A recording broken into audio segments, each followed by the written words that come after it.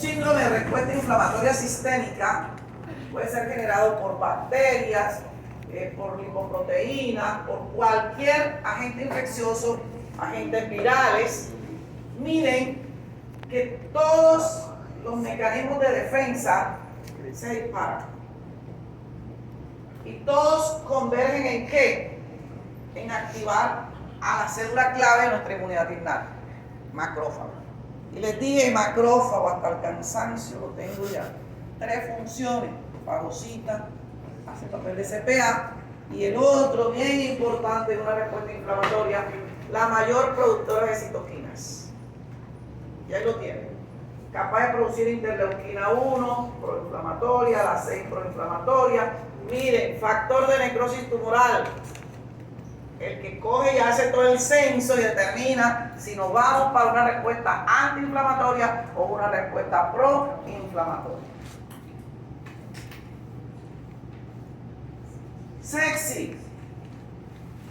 Entonces, cuando mi paciente pasó, por eso les digo, esto es un hilo tan delgado que no sabemos en qué momento mi paciente pasa de un estadio a otro.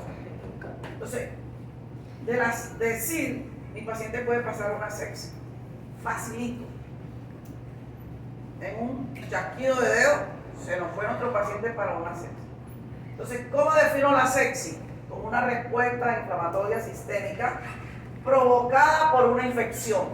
Entonces, ojo, que aquí ya cambia el concepto de lo que veníamos manejando en inflamación, que podía ser mecánica o podía ser química. Aquí cuando yo hablo de sepsis, la inflamación sí o sí tiene que tener un agente infeccioso.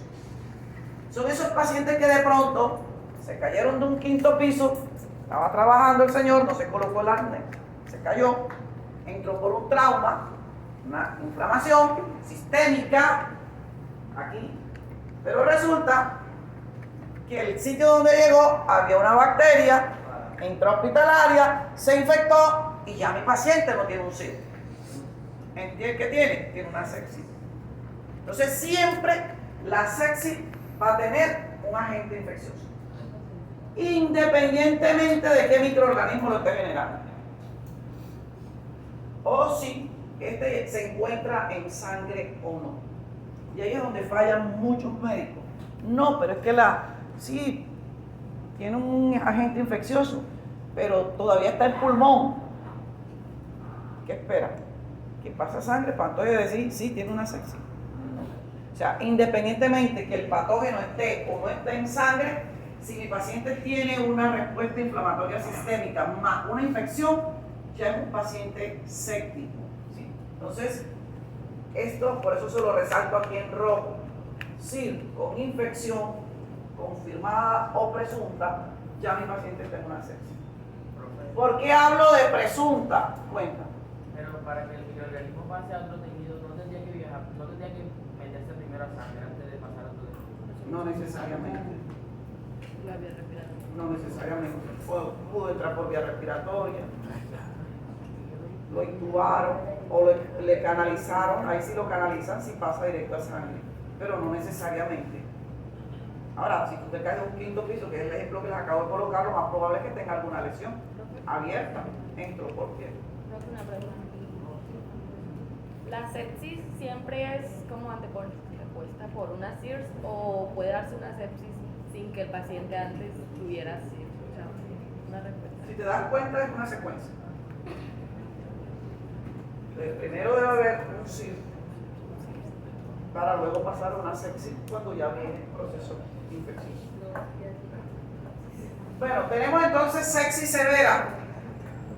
Entonces la sepsis severa ya va asociada a una disfunción de órganos. Por lo general hay una hipoperfusión. Aquí podemos encontrar una acidosis. Puede haber una oliguria. ¿Qué es una oliguria? Una disminución en la cantidad de orina excretada por nuestro paciente. Normalmente un adulto sano produce promedio de orina en 24 horas entre 1.200 a 1.600 mililitros. Eso es el promedio. Cuando yo hablo de oliguria, mi paciente está produciendo menos de 1200, que es el tope, el rango mínimo. ¿Sí? Entonces el paciente puede estar produciendo 800, puede estar produciendo 700, pero está produciendo orina, pero en menor cantidad. Entonces hablamos de una oliguria. Puede haber hipoxemia, alteración del estado mental en ambas formas, o con agresividad o un estado de letargo. Ese paciente que lo ves tú como adormecido, que el paciente no te responde, o sea, los dos estados.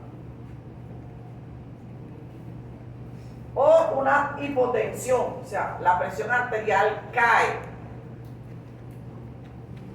Pero esa hipotensión revierte con la administración de líquidos intravenosos. Esa es la diferencia de la sepsis severa.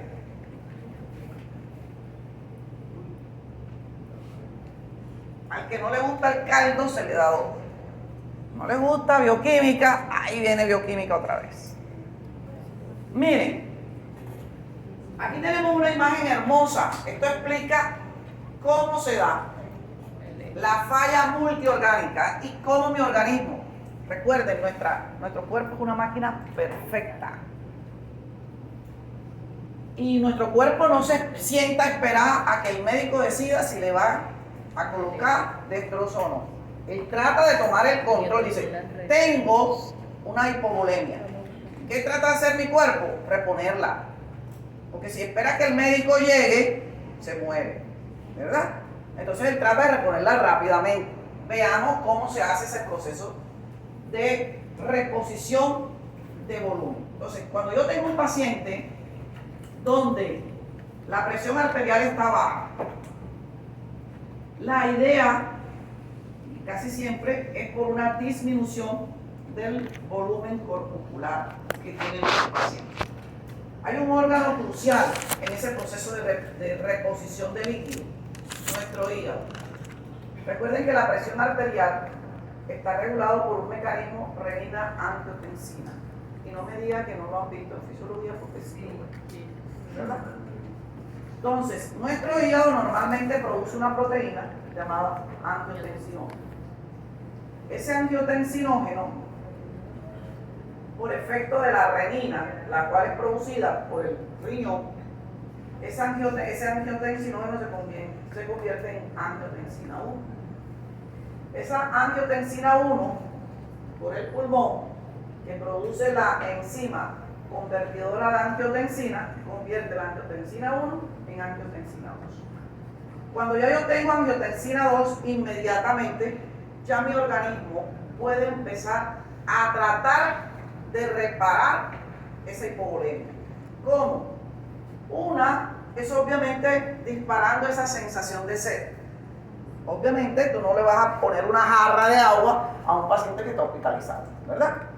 Pero cuando nosotros caminamos y hemos transpirado, ¿qué sentimos nosotros? Sed, porque el organismo está perdiendo líquido, de pronto no tenemos una hipovolemia marcada, pero ya sensores te están diciendo, hey, el agua se está bajando, los líquidos corporales están bajando.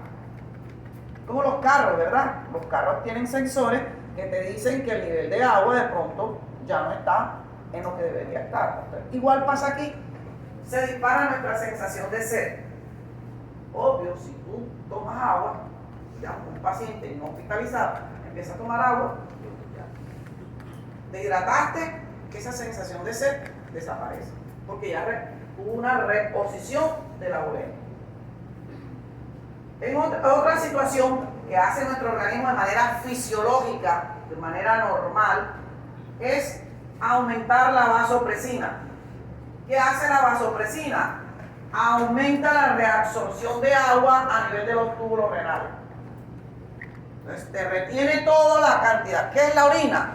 99% agua. El resto son desechos tóxicos que necesitan salir. Entonces, ¿qué hacemos? Empezamos a retener toda el agua posible que debería salir por la vía renal. Entonces vemos que ese paciente obviamente orina poco, disminuye la diuresis. pero por un mecanismo compensatorio. Ahí no hay falla renal, todavía no la hay.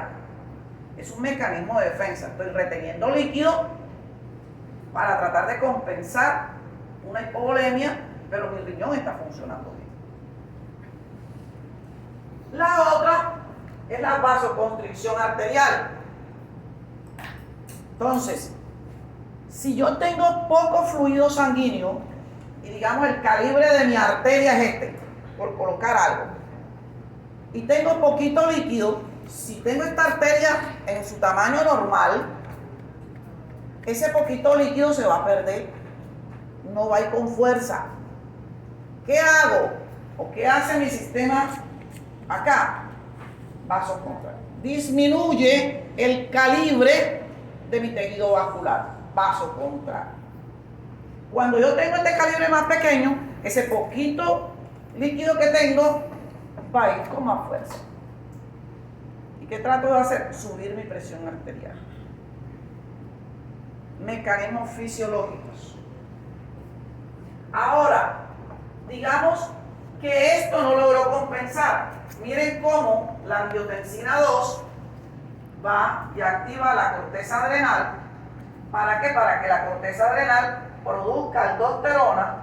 La aldosterona impacta el riñón, lo que hace también, no solo que se reabsorba agua, sino que también se reabsorban electrolitos como el cloro y el sodio. Y de esta manera, miren cómo tratamos de corregir los niveles bajos de cloruro de sodio, el volumen corpuscular y la presión arterial que estaba baja, la volvemos a reponer. Eso es un mecanismo fisiológico. Pero recuerden que les acabo de definir ahorita, sepsis severa es la disfunción de órganos, porque miren que allí ya está implicado riñón, está implicado hígado, está implicado pulmón. O sea, ya tenemos un compromiso multiorgánico. Pero miren que esta sepsis severa, esa hipotensión, revierte si usted coge y canaliza al paciente y le controla la hipovolemia. La presión arterial vuelve a subir y todo trata de empezar a regresar a la normalidad. Y tenemos el último estadio de un proceso inflamatorio, y es el famoso shock séptico. En el shock séptico hay una sepsis severa. Y era lo que te decía, es una secuencia. Lo que pasa es que, como les decía ahorita, es un hilo tan delgadito que no sabemos en qué momento pasó nuestro paciente del uno, saltó para el otro.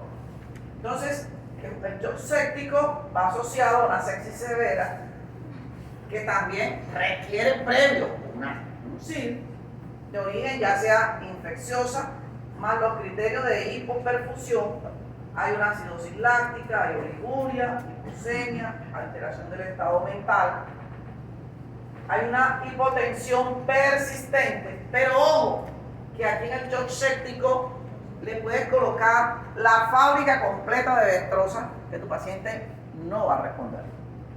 Entonces, esa es la diferencia con la sepsis severa, que aquí yo reponía volumen y la hipotensión se normalizaba, o la presión arterial se normalizaba. Aquí no revierte con la administración de fluido por vía intravenosa. Aquí ya se requiere vasopresores para poder corregir ese proceso. Y eso lo verán cuando estén en medicina interna o semiología.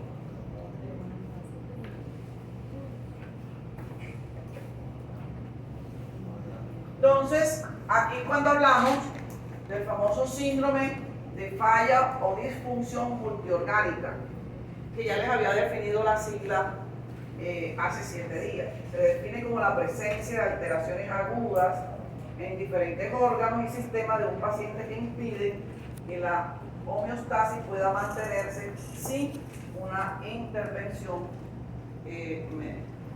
Entonces aquí vemos que puede haber una respuesta endógena, ya sea por un proceso inflamatorio, una disfunción endotelial, una alteración en todo el proceso de cascada de la coagulación, una serie de otros factores pueden llevar a la pérdida de la homeostasis o el equilibrio lo que termina generando una disfunción multiorgánica y en algunos casos esa falla multiorgánica puede llevar a que nuestro paciente colapse y termine falleciendo. Por eso les decía que es mucho mejor controlar un proceso infeccioso e inflamatorio de manera local que de manera sistémica. Indudablemente, para que mi paciente llegue a estos puntos, pues tiene que ver mucho con el hospedero. Hay personas que de pronto en el momento que entran en contacto con algunos agentes infecciosos tienen una baja defensa por X o Y motivo, tienen una enfermedad de base que los inmunocompromete, algún patógeno. Recuerden que hay microorganismos que son más agresivos que otros y pues tiene que haber una susceptibilidad en el hospedero para que toda esa situación suceda. Están graduados.